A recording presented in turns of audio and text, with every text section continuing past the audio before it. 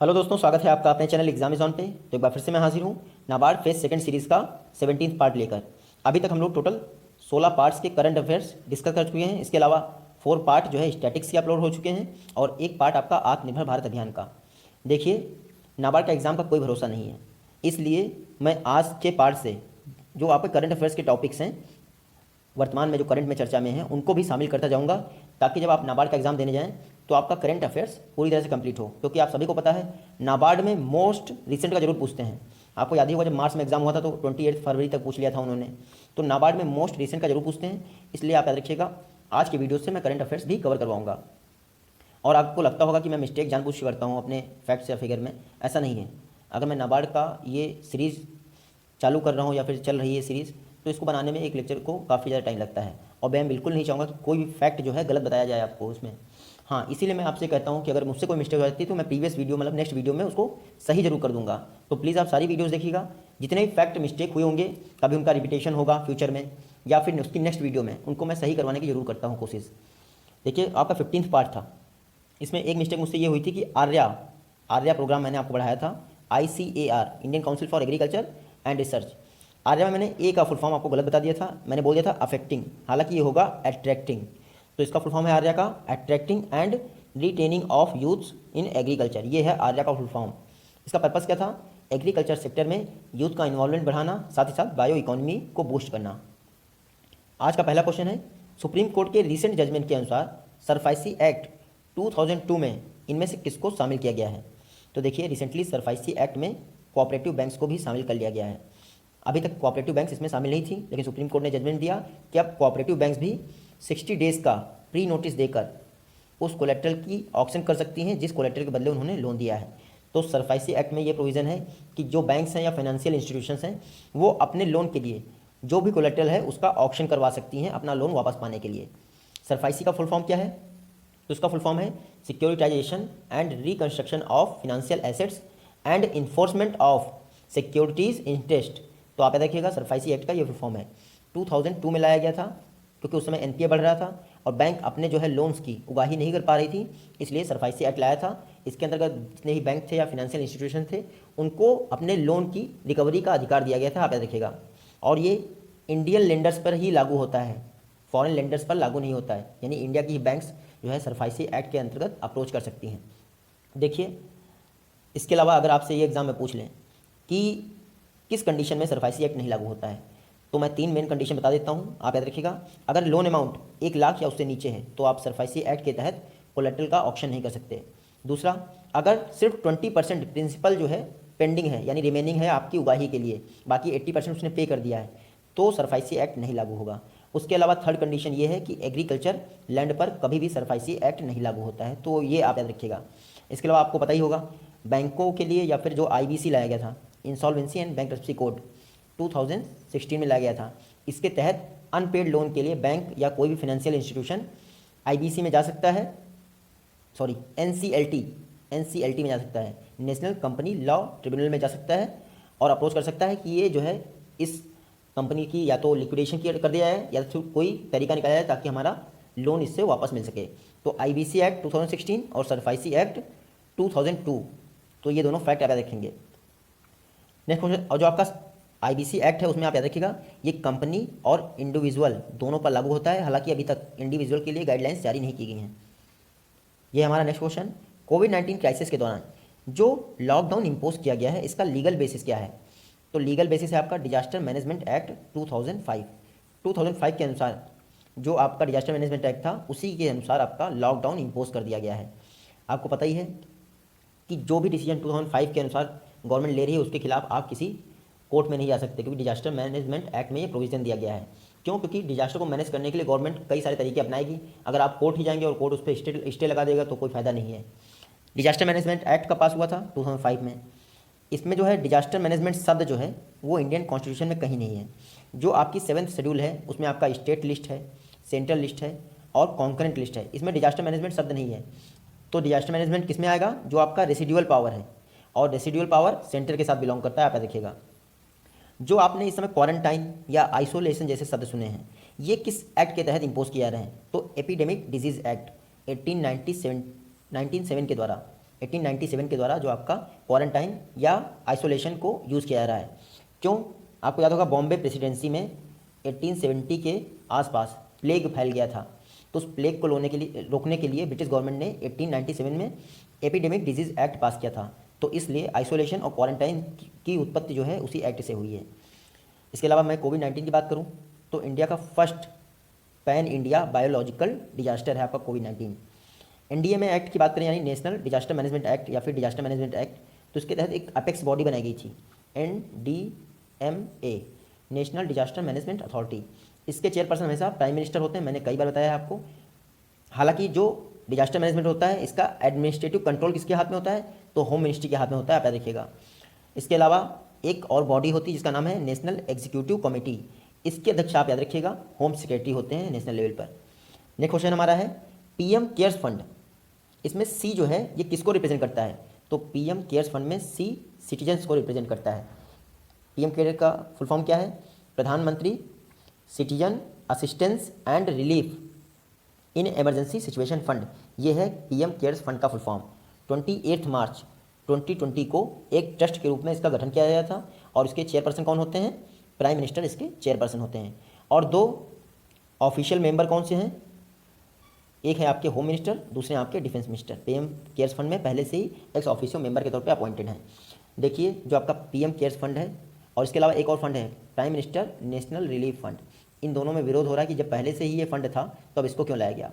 जो आपका prime minister relief fund था, prime minister national relief fund था 1948 में स्थापित किया गया था, जो पार्टीशन के दौरान लोग पीड़ित थे उनको रिलीफ पहुँचाने के लिए। दिसंबर 2019 तक इसमें टोटल 3800 करोड़ रुपीस पेंडिंग थे। हालांकि उसको ना यूज़ करके पीएम केयर्स फंड अलग से बनाया गया है कोविड-19 को कॉम्बैट करने के लिए। और ख़ास बात क्या है, ये दोनों ही फंड आपके आरटीए एक्ट 2005 से बाहर हैं। और पीएम केयर्स फंड की खास बात क्या है, इसको कैग द्वारा ऑडिट नहीं किया जाएगा, कंट्रोलर एंड ऑडिटर जनरल द्वारा ऑडिट नहीं किया जाएगा, इसको थर्ड पार्टी ऑडिट करेगी, आप इतना याद रखिएगा। नेक्स्ट क्वेश्चन हमारा एमपी लैड्स स्कीम, ये किस मिनिस्ट्री के द्वारा इंप्लीमेंट की जाती है, तो एमपी लैड्स स्कीम को आपका ministry of statistics and programme implementation द्वारा इंप्लीमेंट किया जाता है। इसके तहत प्रत्येक वर्ष किसी भी मतलब कि सारे एमपीज़ को 5 करोड़ रुपए मिलते हैं उनके जो लोकल एरियाज़ हैं वहाँ पर डेवलपमेंट के लिए। हालांकि जो 5 करोड़ रुपए होते हैं, 5 करोड़ रुपए, इसकी जो है एडमिनिस्ट्रेटिव कंट्रोल किसके पास होता है, जो डिस्ट्रिक्ट अथॉरिटी होती है, आप जिसको डीएम कहते हैं कहीं कहीं, उसके पास जो है एडमिनिस्ट्रेटिव कंट्रोल होता है इस 5 करोड़ रुपये का। जो आपकी एमपी लैड्स स्कीम है इसका फुल फॉर्म क्या है, member of parliament local area development scheme, 1993 में स्टार्ट की गई थी। और ये आप याद रखिएगा रिसेंटली कोविड-19 के चलते 2020 से लेकर 22 तक इस स्कीम को सस्पेंड कर दिया गया है, यानी फंड प्रोवाइड नहीं किया जाएगा। जब 1993 में स्कीम लॉन्च हुई थी तो उस समय 5000 रुपये जो है पर ईयर दिए जाते थे एमपी को अपने स्टेट में अपने लोकल एरियाज़ में डेवलप करने के लिए। तो आप देखिएगा MP LAD scheme recently postpone हो गई है, सस्पेंड हो गई है। आपको पता है कि स्टॉक लिमिट तय की जाती है एग्रीकल्चर कमोडिटीज़ के अंतर्गत, इस बार हमें इतना स्टॉक जो है रखना है। इसके ऊपर स्टॉक करने पर कई बार आपके यहाँ छापा पड़ जाता है या आपको जेल जाना पड़ता है। तो स्टॉक लिमिट एग्रीकल्चर कमोडिटीज़ पर किस एक्ट के द्वारा इम्पोज की जाती है, तो इसेंशियल कमोडिटीज़ एक्ट 1955 के द्वारा स्टॉक लिमिट की धारणा को विकसित किया गया था, डेवलप किया गया था। इसके द्वारा अपर स्टॉक लिमिट एग्रीकल्चर जो फूड ग्रेन्स होते हैं उनके स्टोरेज की तय की जाती है। आज तक यही कारण था कि प्राइवेट सेक्टर एग्रीकल्चर स्टोरेज में इन्वॉल्व नहीं हो रहे थे। क्यों? क्योंकि उनको ये फ्रॉड करने में वो लोग आगे रहते हैं। अगर थोड़ा सा भी उन्होंने स्टॉक ऊपर किया स्टोरेज तो जाके गवर्नमेंट एजेंसी छापा मार देती थी, फिर रुपए का लेना देना, इसमें उनका लॉस होता था। तो आज तक फूड स्टोरेज के लिए कभी भी जो है प्राइवेट एजेंसीज आगे नहीं आई। अब कैबिनेट ने रिसेंटली अमेंडमेंट पास कर दिया है, अब वो संसद में पास होगा कि नहीं देखना है। इसमें क्या किया गया है, जो स्टॉक लिमिट्स है उनको हटा दिया गया है। फूड ग्रेन्स हुआ, आपका दालें हुई, एडिबल ऑयल हुआ, ऑनियन हुआ, पोटैटो हुआ, इन सबसे जो है स्टॉक लिमिट हटा दी जाएगी, जो रिसेंटली कैबिनेट ने इसेंशियल कमोडिटीज़ एक्ट 1955 में संशोधन यानी अमेंडमेंट प्रस्तावित किया है। तो आप याद रखिएगा।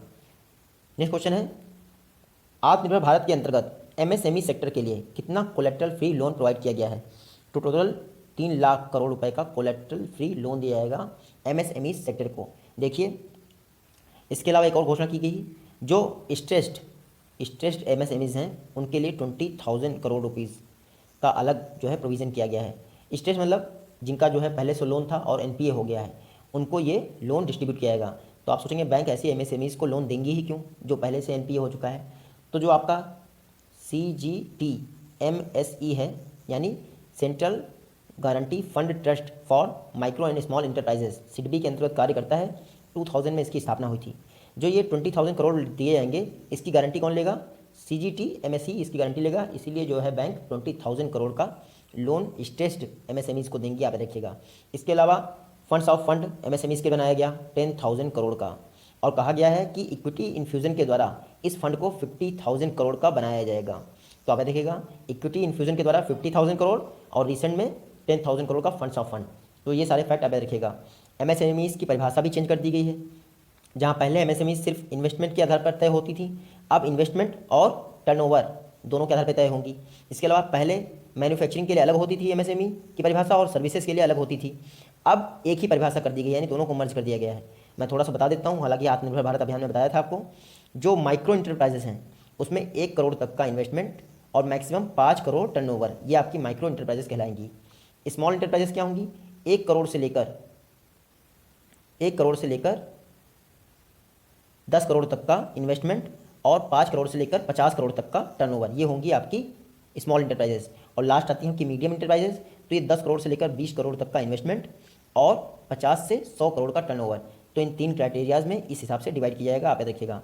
आत्मनिर्भर भारत में MSME सेक्टर के लिए 2 और घोषणाएं हुई थी कि जो भी गवर्नमेंट का ऑक्शन 200 करोड़ गवर्नमेंट प्रोक्योरमेंट का अगर ज़रूरत होगी तो उसके लिए कभी भी ग्लोबल टेंडर्स अलाउ नहीं किए जाएंगे। 200 करोड़ तक के लिए ग्लोबल टेंडर्स अलाउ नहीं किए जाएंगे और कोशिश की जाएगी कि MSMEs वो टेंडर पाएँ। साथ ही साथ आपको पता ही होगा, जो MSMEs रिसीवेबल्स होती हैं उनको जितनी भी गवर्नमेंट एजेंसीज़ हैं और सेंट्रल पब्लिक सेक्टर इंटरप्राइजेस हैं उनको 45 डेज़ में ही रिलीज़ करना पड़ेगा। जो ये MSMEs रिसीवेबल होती हैं, क्या होती हैं? इनके बदले MSME सेक्टर बैंकों से लोन ले सकता है इन रिसीवेबल्स को दिखाकर कि देखिए हमारा इतना अमाउंट पेंडिंग है, कंपनी से आना बाकी है, आप हमें लोन दे दीजिए, जैसे ही आएगा हम आपसे लोन लेंगे। तो ये MSME सेक्टर के लिए कुछ बेहतरीन जो है अनाउंसमेंट हुए थे, आप देखिएगा। नेक्स्ट क्वेश्चन है, स्पेशल लिक्विडिटी स्कीम के अंतर्गत NBFC यानी नॉन बैंकिंग फाइनेंशियल कंपनीज़ के लिए कितना फंड रिलीज़ किया गया है? तो स्पेशल लिक्विडिटी स्कीम के अंतर्गत 30,000 करोड़ रुपए NBFCs के लिए रिलीज़ किया गया है आत्मनिर्भर भारत अभियान के अंतर्गत। इसके अलावा एक और स्कीम लॉन्च की गई थी, PCGS 2.0 यानी पार्शियल क्रेडिट गारंटी स्कीम। इसके तहत कितना रिलीज़ किया गया है? तो 45,000 करोड़ PCGS 2.0 स्कीम के तहत रिलीज़ किया गया है NBFCs के लिए। इसमें जितनी भी लो क्रेडिट रेटिंग NBFCs हैं, बैंक उनको लोन देगी। तो आप याद रखिएगा। अगर बात करें और सारे अनाउंसमेंट की जो आत्मनिर्भर भारत में किए गए, हालांकि मैं पढ़ा चुका हूं लेकिन कुछ बता देता हूं मैं। EPF कॉन्ट्रीब्यूशन को अगले 3 महीने के लिए 12% से घटाकर 10% कर दिया गया है प्राइवेट सेक्टर के लिए, हालांकि गवर्नमेंट सेक्टर के लिए वही है। तो अगले 3 महीने तक यही करेक्ट है, आप याद रखिएगा। शायद मैं लास्ट जो आत्मनिर्भर भारत है उसमें 6 महीने बोल गया हूँ, लेकिन अगर 6 महीने बोल भी गया हूँ तो आप याद रखिएगा 3 महीने ही करेक्ट है। अगले 3 महीने तक EPF कॉन्ट्रीब्यूशन को 12% से घटाकर 10% कर दिया गया है। और इसके तहत कितना जो है इन्वॉल्वमेंट होगा लिक्विडिटी का? लगभग लोगों के हाथ में 6,750 करोड़ रुपए की एक्स्ट्रा लिक्विडिटी आएगी। तो आप याद रखिएगा। इसके अलावा मैं आपको बता दूं 90,000 करोड़ डिस्कॉम सेक्टर के लिए, यानी जो आपकी डिस्ट्रीब्यूशन कंपनीज़ हैं उनके लिए PFC पावर फाइनेंस कॉर्पोरेशन और REC रूरल इलेक्ट्रिफिकेशन कॉर्पोरेशन के द्वारा जारी किए जाएंगे। और जो आपका TDS tax deduction as source है और TCS है यानी टैक्स कलेक्शन एज सोर्स, उसमें जो एग्जिस्टिंग रेट्स हैं आपके अभी जो रेट्स हैं उनमें 25% की कमी की जाएगी। इससे लोगों के हाथ में 50,000 करोड़ के आसपास एक्स्ट्रा मनी आएगी, तो अर्थव्यवस्था को इससे बूस्ट मिलेगा। तो ये सारे कुछ फैक्ट हैं जो इंपॉर्टेंट थे, इसलिए मैंने कवर करवा दिए। ये नेक्स्ट वीडियो है। रिसेंटली MSP का रिवीजन हुआ खरीफ क्रॉप्स के लिए। खरीफ का सीजन स्टार्ट हो रहा है तो उससे पहले 14 खरीफ क्रॉप्स के लिए MSP का रिवीजन किया गया है। किसने? Central government. इसने जो है जो नई MSP जारी की है खरीफ क्रॉप्स के लिए, उसमें मैक्सिमम इंक्रीज़ किसमें देखा गया है? तो आप याद रखिएगा, मैक्सिमम इंक्रीज़ वैल्यू वाइज देखा गया है नाइजर सीड में, इसको राम तिल भी कहते हैं। टोटल 755 रुपीज़ का इंक्रीज़ देखा गया है राम तिल के प्राइस में, और जो इसका अब प्राइस हो जाएगा वो हो जाएगा 6,698 रुपीज़ पर कुंटल। ये हो राम तिल आपकी खरीफ क्रॉप है, आप याद रखिएगा। इसके अलावा मैं आपको बता दूं, अगर प्रॉफिट वाइज मैक्सिमम इंक्रीज़ किसके जो है MSP में है, तो जो आपका बाजरा है, अगर कॉस्ट के साथ देखें तो मैक्सिमम प्रॉफिट 83% होगा बाजरा को, अगर आप बाजरा की पैदावार करते हैं, यानी जस्ट डबल अमाउंट के आसपास। और इस बार बाजरा का MSP कितना है? लगभग 2150 के आसपास। देखिए पैडी का आप MSP जरूर याद रखिए क्योंकि एग्जाम में पूछ सकते हैं। 53 रुपीज़ का इंक्रीज़ हुआ है पैडी क्रॉप्स के MSP में, लास्ट टाइम 1815 थी, अब ये बढ़कर 1868 हो गई है पैडी के लिए, और जो ए ग्रेड पैडी है उसके लिए 1888 हो गई है। हालांकि दोनों में जो है 53 रुपीज़ का ही इंक्रीमेंट हुआ है। तो आप ये सारे फैक्ट याद रखेंगे। जो आपका एमएसपी है मैं पहले ही बता चुका हूँ, CACP commission for agriculture cost and price इसको प्रिपेयर करता है टोटल 22 क्रॉप्स के लिए ऑल ओवर ईयर में, और बाद में सेंट्रल गवर्नमेंट जारी करती है। सिर्फ इंपॉर्टेंट इतना है कि शुगर केन के लिए सेंट्रल गवर्नमेंट FRP जारी करती है, फेयर एंड रिम्यूनरेटिव प्राइस।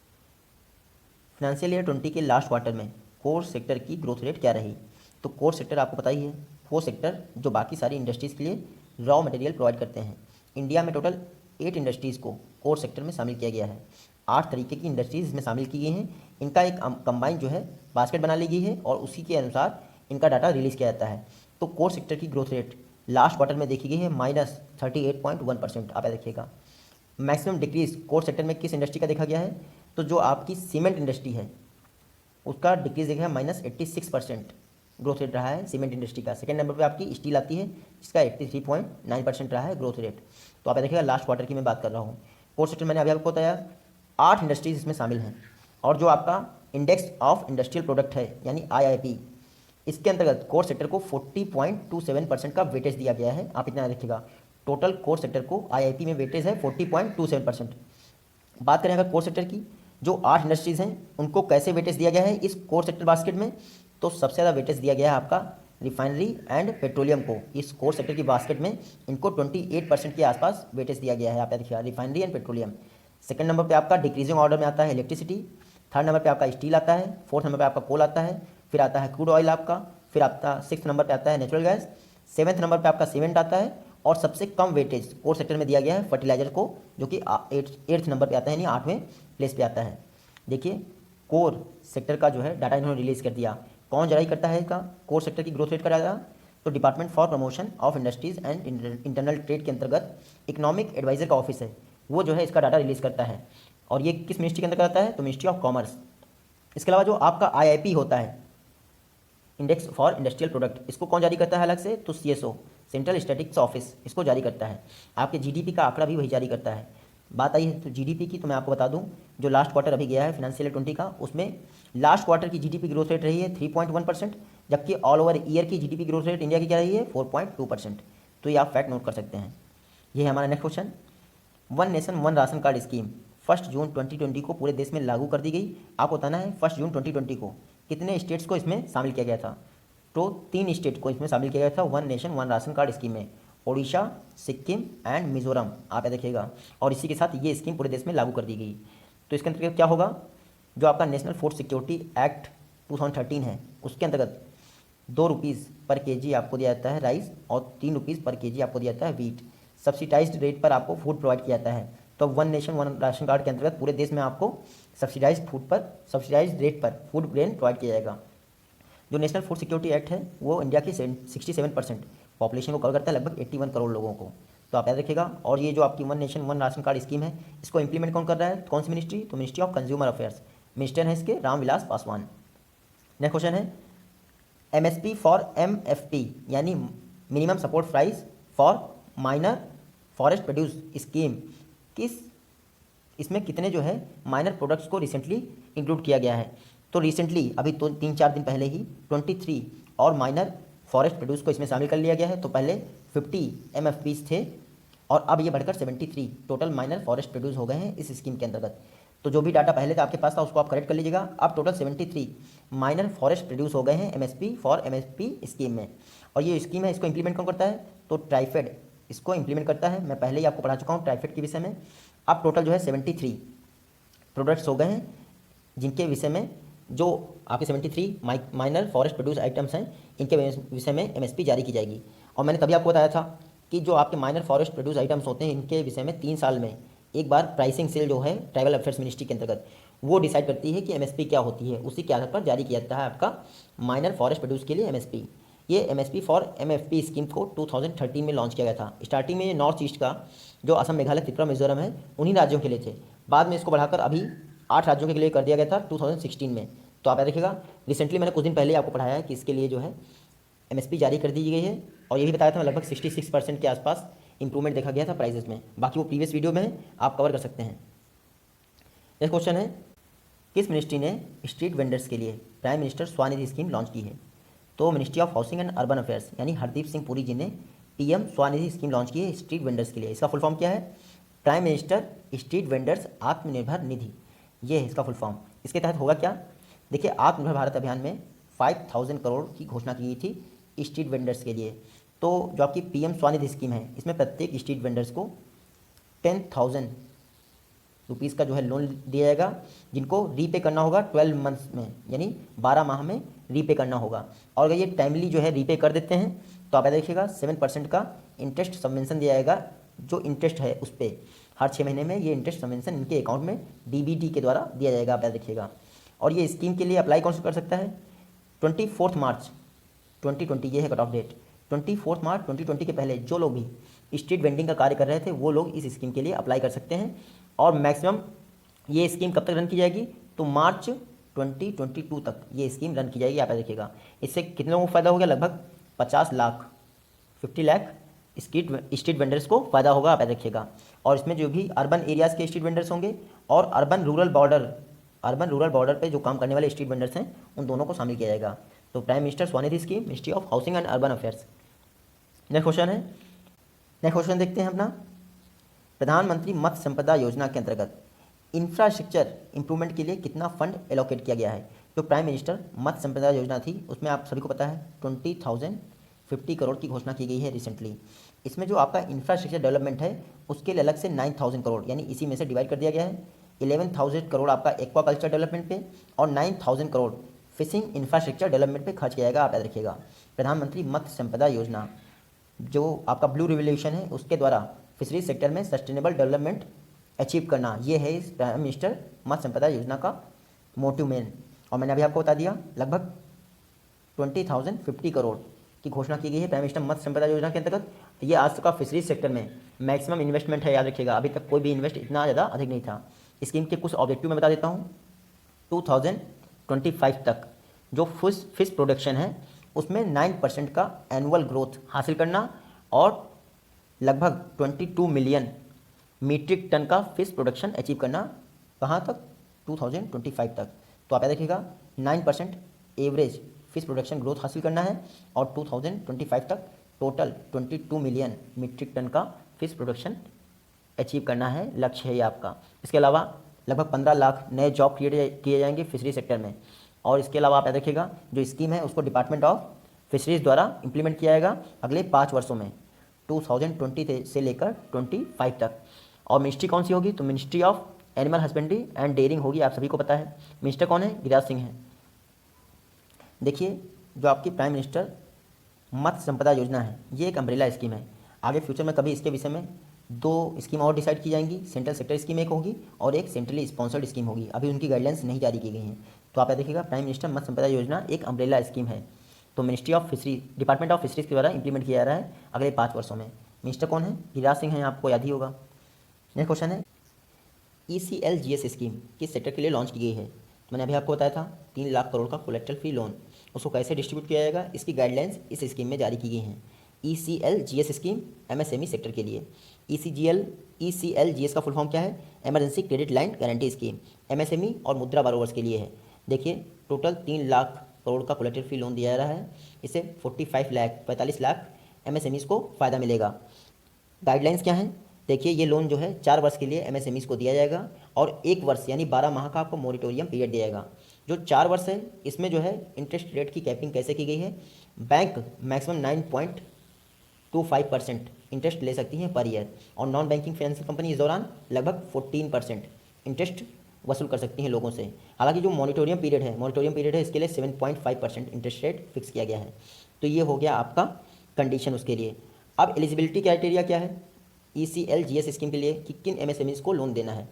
29 फरवरी 2020 तक जिन भी MSMEs की मैक्सिमम आउटस्टैंडिंग 25 करोड़ है और उनका टर्नओवर 100 करोड़ है, वही MSMEs इस स्कीम के अंतर्गत लोन के लिए अप्लाई कर सकती हैं। और याद रखिए उनके लोन पे भी कैपिंग है, यानी उनको टोटल आउटस्टैंडिंग का मैक्सिमम 20% ही लोन के तौर पर प्रोवाइड किया जाएगा। यानी अगर आपका 25 करोड़ आउटस्टैंडिंग है तो आपको 5 करोड़ रुपये लगभग लोन के तौर पर प्रोवाइड कर दिए जाएंगे। तो मैंने आपको बता दिया 25 करोड़ तक की आउटस्टैंडिंग होनी चाहिए और 100 करोड़ का टर्नओवर होना चाहिए, तभी आप ECLGS जीएस स्कीम के लिए लाइबल हैं और उस पर भी आपको लगभग 20% ही अपनी टोटल आउटस्टैंडिंग का लोन दिया जा सकता है, आप इतना याद रखिएगा।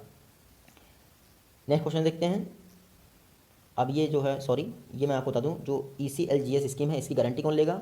अगर ये फेल हो जाता है तो इसकी 100% गारंटी NCGTC यानी national credit guarantee trustee company लेगी, आप याद रखिएगा। वहाँ पे आपका CGTSME ले रहा था स्ट्रेस्ड MSMEs के लिए, हालांकि जो ये नॉर्मल वाला ECLGS स्कीम है इसके तहत आपका गारंटी लेगा आपका NCGTC यानी national credit guarantee trustee company. Next question है, ministry of new and renewable energy के द्वारा सूर्य नगरी के लिए कितना फंड एलोकेट किया गया है? तो रिसेंटली कहा गया है कि कोणार्क सन टेम्पल जो उड़ीसा में है, वहाँ पर जो कोणार्क सन टेम्पल है और कोणार्क टाउन, उन दोनों को सूर्य नगरी के रूप में डेवलप किया जाएगा और इसके लिए 25 करोड़ रुपए सैंक्शन कर दिए गए हैं ministry of new and renewable energy द्वारा। RK सिंह इसके मिनिस्टर हैं, आप देखिएगा।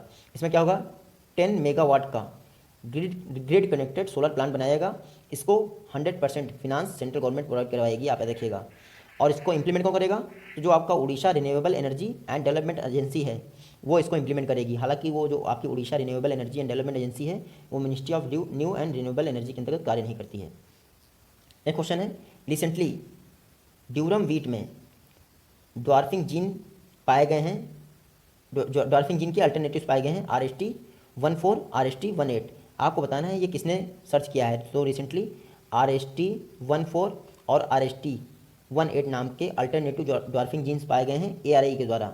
अगरकर रिसर्च इंस्टीट्यूट, ये पुणे में बेस्ड एक रिसर्च इंस्टीट्यूट है department of science and technology के अंतर्गत।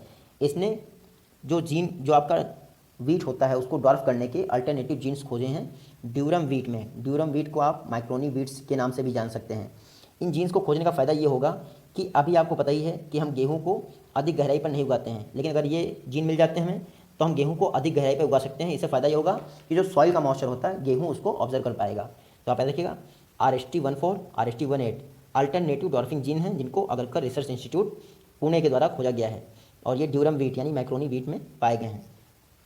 नेक्स्ट क्वेश्चन है, फूड सेफ्टी मित्रा स्कीम वर्ल्ड फूड डे यानी लगभग 16 अक्टूबर, लगभग क्या 16 अक्टूबर जिस दिन आपका FAO स्थापित हुआ था उस दिन। तो वर्ल्ड फूड डे वाले दिन फूड सेफ्टी मित्रा स्कीम किसने लॉन्च की है?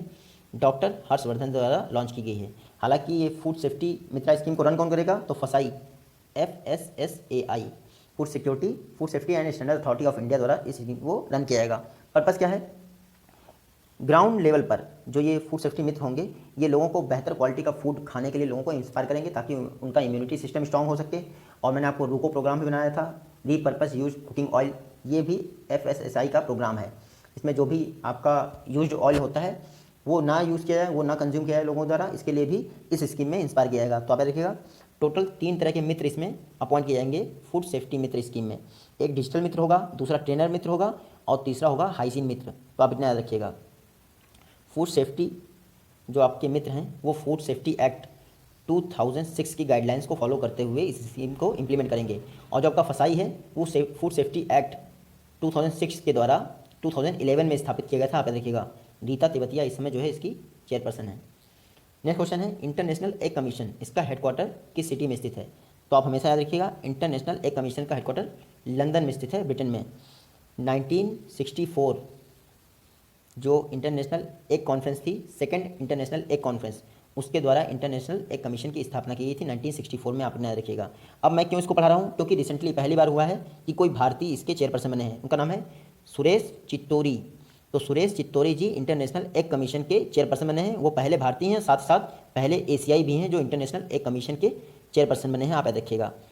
मैं आपको बता दूं जो आपका इंटरनेशनल एग डे है वो अक्टूबर मंथ के सेकेंड फ्राइडे को हर वर्ष मनाया जाता है।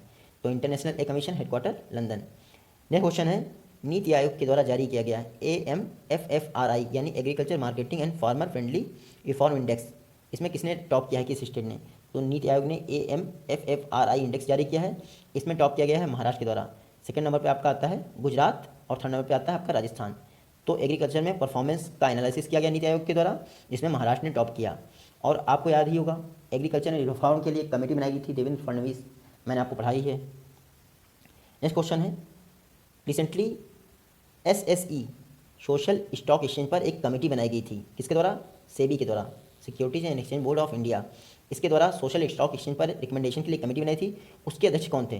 तो इशात हुसैन जी इस कमेटी के अध्यक्ष थे। आप देखिएगा, मैं आपको बता दूं, जो आपका फिल्म यूनिट्स है उसमें रेशनलाइजेशन के लिए और मर्जर के लिए कमेटी बनाई गई थी, उसके अध्यक्ष थे बिमल जुल्का। ये इन्फॉर्मेशन एंड ब्रॉडकास्टिंग मिनिस्ट्री के द्वारा बनाई गई थी। इसने भी रिसेंटली अपनी रिपोर्ट सबमिट की है। हम वापस आते हैं अपनी कमेटी पर, यानी सोशल स्टॉक एक्सचेंज कमेटी पर। इसात हुसैन इसके अध्यक्ष हैं। इन्होंने कहा है कि देखिए, जितनी भी नॉन प्रॉफिट ऑर्गेनाइजेशन हैं उनको ऑटोमेटिक तरीके से लिस्टिंग का अधिकार होना चाहिए सोशल स्टॉक एक्सचेंज में। और ये सोशल स्टॉक है क्या सोशल स्टॉक एक्सचेंज? जो फिनांस मिनिस्टर हमारी निर्मला सीतारमण जी फिनंशियल ईयर 1920 का जब बजट ये अनाउंस कर रही थी, उस दौरान इन्होंने घोषणा की थी कि जो भी वॉलंटरी ऑर्गेनाइजेशन है या सोशल इंटरप्राइजेज हैं उनके लिए एक सोशल स्टॉक एक्सचेंज होना चाहिए जिसमें वे खुद को लिस्ट कर सकें और इक्विटी पा सकें। तो आप देखिएगा, social stock exchange Nirmala Sitharaman ji की देन है। उस सेबी ने यानी securities and exchange board of India ने रिसेंटली इसात हुसैन की अध्यक्षता में इस पर कमेटी बनाई थी। और सेबी के विषय में मैं आपको बता चुका हूँ, 1988 में इसकी स्थापना ही हुई थी। सेबी एक्ट पास हुआ था 1992 में, जब इसको स्टैचुरी पावर दी गई थी। वर्तमान में हेड कौन है इसके? तो वर्तमान में हेड है इसके अजय त्यागी जी। नेक्स्ट क्वेश्चन है स्टार्टअप इकोसिस्टम रैंकिंग रिपोर्ट 2020, जिसको स्टार्टअप ब्लिंक्स के द्वारा जारी किया गया है। आपको बताना है इंडिया की रैंक क्या है इसमें। तो इस बार के स्टार्टअप इकोसिस्टम रैंकिंग रिपोर्ट में इंडिया की रैंक है 23rd।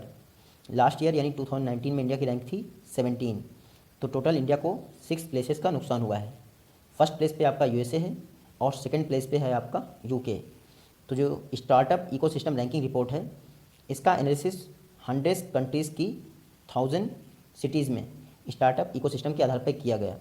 देखिए, जो टॉप 100 सिटीज़ हैं उसमें बेंगलुरु 14th प्लेस पे आई है और उसके बाद सेकंड नंबर पे न्यू दिल्ली आई है जो 15th प्लेस पे है।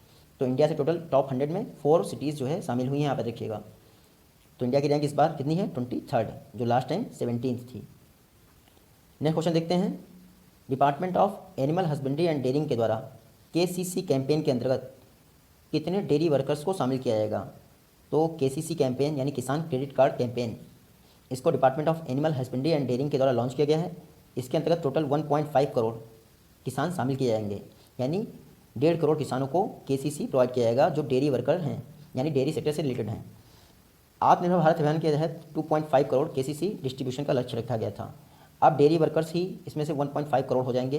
तो department of animal husbandry and dairying का कहना है कि इतने KCC देने के बाद 5 करोड़ की एक्स्ट्रा जो है कैश फैसिलिटी लोगों को प्राप्त की जा सकेगी, यानी लोगों को दी जा सकेगी। आप देखिएगा, जो आपका KCC कैंपेन है इसे इसी 2 माह में यानी 1 जून से लेकर 31 जुलाई 2020 के बीच में ही रन किया जाएगा। आप इतना याद रखिएगा। तो टोटल जो 1.5 करोड़ KCC डिस्ट्रीब्यूशन का लक्ष्य है वो इसी 2 माह में कंप्लीट किया जाएगा। और कहा गया है कि जो पहले से ही एग्रीकल्चर के KCC जिनके पास हैं एग्रीकल्चर सेक्टर के, उनकी लिमिट को एक्सटेंड कर दिया जाएगा। यानी कि जैसे आपकी 3 लाख लिमिट है और डेयरी सेक्टर की भी आपको 3 लाख लिमिट मिल रही है, तो आपकी टोटल लिमिट KCC की हो जाएगी 6 लाख। हालांकि ये भी कहा गया है कि जो इंटरेस्ट सबवेंशन मिलेगा वो सिर्फ 3 लाख रुपए तक ही मिलेगा। आप इतना याद रखिएगा। इसके अलावा ये कहा जा रहा है एग्रीकल्चर जो सेक्टर है उसमें कोलेटरल फ्री लोन 1.6 लाख तक का दिया जाता है। ऐसा कहा जा रहा है जो लोग भी डेयरी फेडरेशन से रिलेटेड हैं या फिर डेयरी फार्म से रिलेटेड हैं उनको कोलेटरल फ्री लोन की सीमा बढ़ाकर 3 लाख कर दी जाए।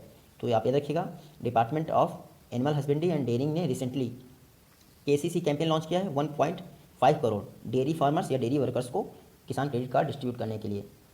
नेक्स्ट क्वेश्चन है MSMEs के लिए चैंपियंस पोर्टल किसने लॉन्च किया है? तो recently prime minister Modi ji ने चैंपियंस पोर्टल लॉन्च किया है MSME सेक्टर के लिए। चैंपियंस का फुल फॉर्म क्या है? Creation and harmonious application of modern process for increasing the output and national health.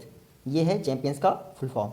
देखिए, ये वन एंड ओनली प्लेटफॉर्म होगा MSME सेक्टर से किसी भी रिलेटेड शिकायत के लिए, यानी ग्रीवेंसेस के लिए आपको वन स्टॉप सोल्यूशन प्रोवाइड किया जाएगा चैंपियंस पोर्टल पर MSME सेक्टर से किसी भी प्रॉब्लम के लिए। तो आप यहाँ जाके अपनी शिकायत दर्ज करवा सकते हैं, ट्रैक कर सकते हैं और उसका सोल्यूशन पा सकते हैं। MSME मिनिस्टर कौन है? तो नितिन गडकरी जी MSME मिनिस्टर हैं। यहाँ पर देखिएगा। नेक्स्ट क्वेश्चन है, पिछले 2 वर्षों में इंडिया में FDI यानी फॉरेन डायरेक्ट इन्वेस्टमेंट का लार्जेस्ट सोर्स कौन सी कंट्री है? तो सिंगापुर इंडिया में FDI का लार्जेस्ट सोर्स है। यहाँ पे देखिएगा, जितना भी FDI आता है उसमें सबसे ज़्यादा सिंगापुर से आता है और सेकंड नंबर पे आता है आपका मॉरिशस से। अगर आपसे एग्जाम में ये पूछें कि मैक्सिमम FDI इंडिया के किस स्टेट में आता है, तो आप देखिएगा महाराष्ट्र में इंडिया में मैक्सिमम FDI आता है। जो इस बार फिनंशियल ईयर 20 में FDI आया है वो लगभग $73.46 बिलियन रहा, यानी $73.46 बिलियन के आसपास एफडीआई आया है, जो लास्ट ईयर से 18% अधिक है। यहाँ पे देखिएगा लास्ट ईयर कितना आया था, $63 बिलियन आया था। जो इक्विटी के फॉर्मेट में एफडीआई आया है, आप देखिएगा वो लगभग है $49.8 बिलियन, जो लास्ट ईयर से 14% ज़्यादा है। इक्विटी के फॉर्मेट में एफडीआई मतलब जैसे फेसबुक ने रिलायंस जियो के 9.99% स्टेक एक्वायर कर लिए, तो ये हो गया आपका इक्विटी के फॉर्मेट में एफडीआई। एग्जाम में आपसे ये भी पूछ सकते हैं कि मैक्सिमम एफडीआई किस फील्ड में आता है, तो आप देखिएगा सर्विसेज में आता है मैक्सिमम एफडीआई। सेकंड नंबर पे कंप्यूटर सॉफ्टवेयर। ये सारे फैक्ट इंपॉर्टेंट हैं। और जो एफडीआई के आंकड़े हैं, एफडीआई का डाटा कौन जारी करता है, तो department for promotion of industries and internal trade के अंतर्गत इकोनॉमिक एडवाइज़र का ऑफिस ये एफडीआई के आंकड़े रिलीज़ करता है प्रत्येक वर्ष। और मैंने पहले ही आपको बताया कॉमर्स मिनिस्ट्री के अंतर्गत DPIIT स्थापित किया गया है। आज की वीडियो में इतने ही क्वेश्चन थे। मिलते हैं आपसे अपनी नेक्स्ट वीडियो में, तब तक के लिए take care, goodbye and जय हिंद।